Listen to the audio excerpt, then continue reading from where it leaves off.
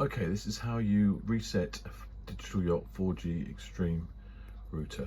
You get the little SIM extraction tool and you poke that into the reset hole, and then you'll feel a small resistance as it touches the switch. You press in and hold, all the LEDs will go out, and then the signal strength LEDs will gradually light up one at a time, and once all 5 are illuminated, keep it held for a couple more seconds and then release, and it will start to flash LEDs to show that the factory reset is being done. Then those will stop after a short period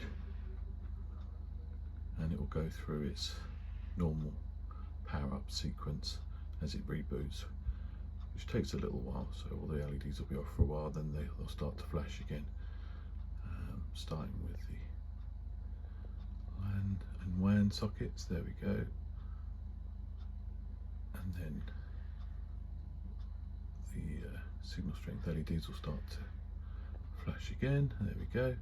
I'm not going to continue all the way through, but basically that will continue for a short while it's fully booting up, and then the 2 Wi-Fi lights will come on, and the 2G, 3G, 4G lights will start to flash if you've not got any SIM cards inserted. That's it.